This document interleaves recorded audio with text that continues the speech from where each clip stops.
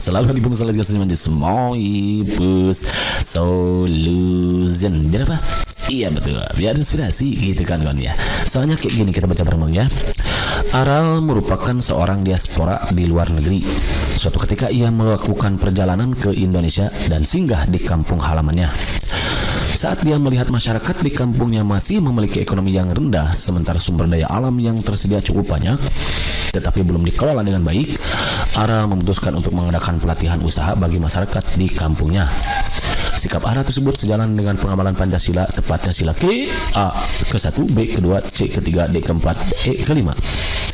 Nah, kawan-kawan, untuk menjawab soal ini, maka kawan-kawan harus tahu butir-butir Pancasila. Jadi intinya, kuncinya untuk menjawab pengamalan sila Pancasila ya kawan-kawan minimal bacalah gitulah butir-butir Pancasila ya. Kalau nggak hafal juga nggak apa-apa lah gitu ya.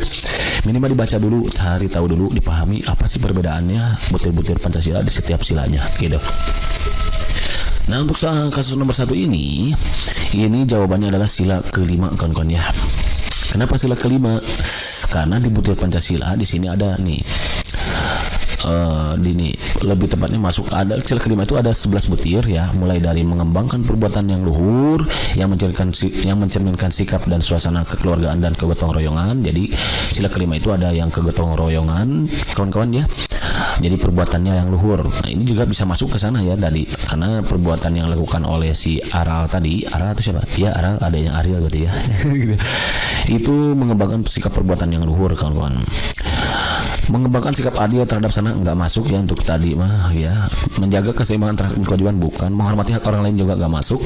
Suka memberi pertolongan kepada orang lain agar dapat berdiri sendiri. Nah, bisa masuk ke sini.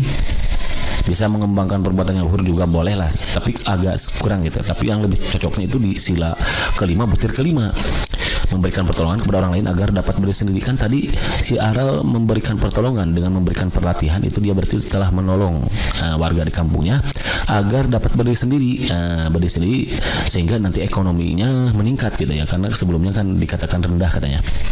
Kemudian tidak menggunakan enggak, suka bekerja keras bukan, suka menghargai hasil karya enggak, suka melakukan kegiatan dalam rangka mewujudkan kemajuan yang merata. Nah, ini juga masuk nih. Suka melakukan kegiatan dalam rangka mewujudkan kemajuan yang merata dan berkeadilan sosial. Nih, supaya maju kan di kampungnya, maka berarti dia bisa masuk ke sini. Jadi kalau begitu jawaban yang tepat untuk soal nomor ini adalah sila kelima.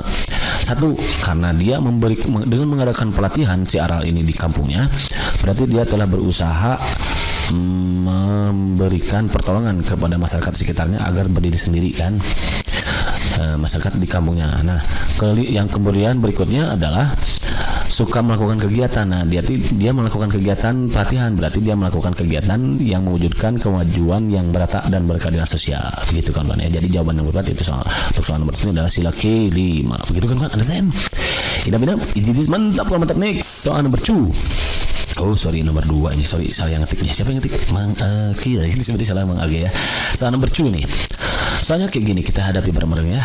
Luna dan Akil tengah melaksanakan pesta pernikahan yang mengundang banyak orang.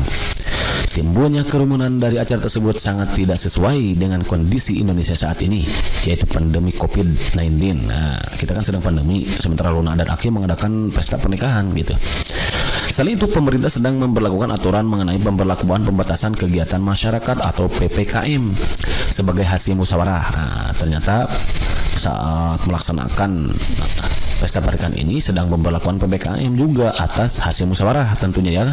Jadi kawan-kawan, penentuan PPKM ini tentunya tidak hasil sendiri gitu ya, melainkan hasil musyawarah. Awal mula mereka sudah diperingatkan oleh ketua RT setempat agar membatalkan acara. Namun Luna dan Aki tetap bersikeras mengadakan pesta pernikahan besar-besaran. Sehingga mereka melanggar sila ke A1, B2, C3, D4, E5. Pertama, ya udah kita hadapi dulu yang sering menjadi Smoipus gitu ya.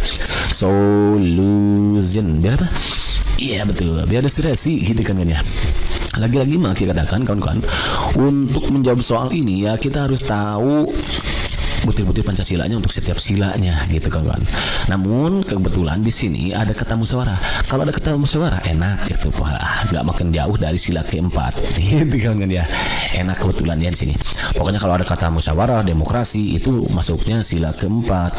Musyawarah, demokrasi, nah itu masuknya sila keempat. Nah karena permusyawaratan perwakilan, nah itu kan ya enak gitulah kalau soalnya ada musyawarahnya. Udah jelas ini jawabannya adalah demokrasi. Kalau nggak tahu nih kita cari tahu nih. Untuk butir-butir sila keempat itu ada 10 butir. Yang pertama itu sebagai warga negara dan warga masyarakat, setiap manusia Indonesia mempunyai kedudukan, hak dan kewajiban yang sama. Nggak masuk sini ya. Tidak boleh memaksakan kehendak kepada orang lain. Nah, yang tadi itu memaksakan kehendak. Jadi bisa masuk ke sini ya.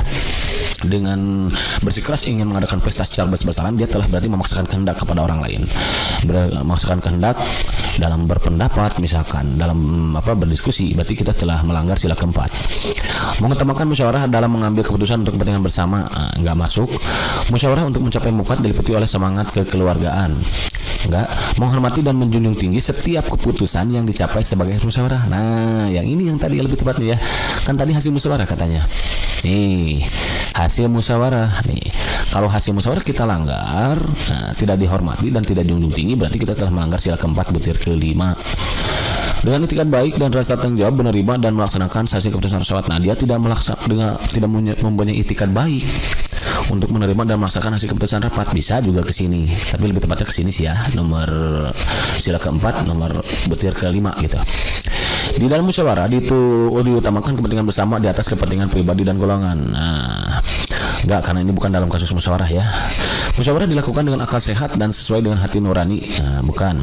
Keputusan diambil harus dapat dipertanggungjawabkan secara moral kepada Tuhan Yang Maha Esa, menjunjung tinggi harkat dan martabat manusia, nilai-nilai kebenaran dan keadilan, mengutamakan persatuan dan kesatuan demi kepentingan bersama. Juga bukan. Nah, intinya sih saat kita mengambil keputusan dalam suatu musyawarah, itu yang harus kita utamakan itu dapat dipertanggungjawabkan di sisi Tuhan Yang Maha Esa, kawan-kawan.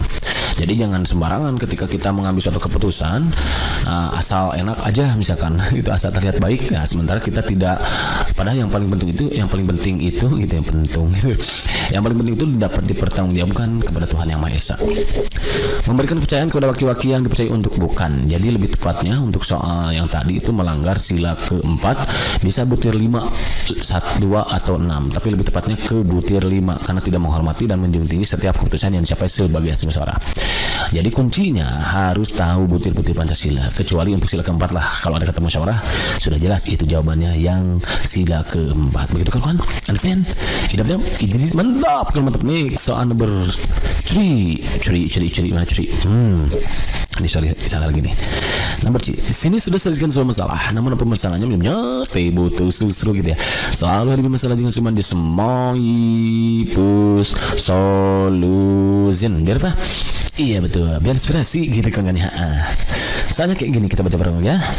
Dengan mengikuti aturan pemerintah untuk melaksanakan pemberlakuan pembatasan kegiatan masyarakat atau PPKM, maka setiap individu telah berusaha menjaga serta melindungi orang lain.